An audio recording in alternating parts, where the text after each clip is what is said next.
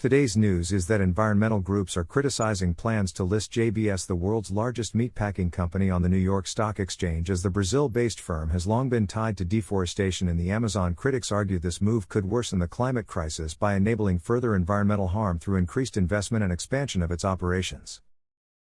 The news highlights environmental groups opposing the NYSE listing of JBS, a Brazilian meatpacking giant notorious for its ties to Amazon deforestation.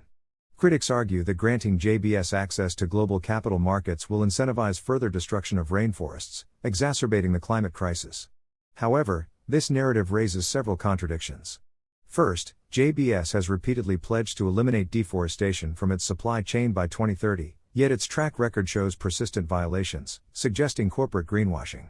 Second, the NYSE's decision to list JBS contradicts the growing trend of ESG, environmental, social, governance, investing, raising questions about Wall Street's commitment to sustainability. Why would a major exchange support a company with such a controversial environmental record unless financial gains outweigh ethical concerns? Additionally, the Brazilian government's role in enabling JBS's expansion despite global outcry hints at deeper political and economic interests.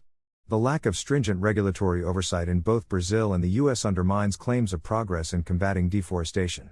This case exposes the hypocrisy of capitalist systems that prioritize profit over planetary health while paying lip service to climate action. The audience should question whether the opposition to JBS's listing is merely performative or if it will lead to tangible consequences for the company's practices. Why do systemic failures persist despite widespread awareness of the climate crisis? The news underscores the tension between economic growth and environmental protection, revealing how powerful corporations often evade accountability.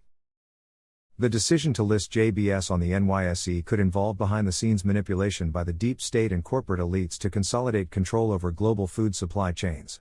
The US government may support this move to strengthen Western dominance in the meat industry, countering China's growing influence in agriculture and trade. Multinational corporations like JBS benefit from increased capital access, enabling further expansion and monopolization of the sector, while deforestation ties could be overlooked due to corporate lobbying. International organizations like the WTO might tacitly endorse this to promote neoliberal economic policies, favoring corporate interests over environmental concerns.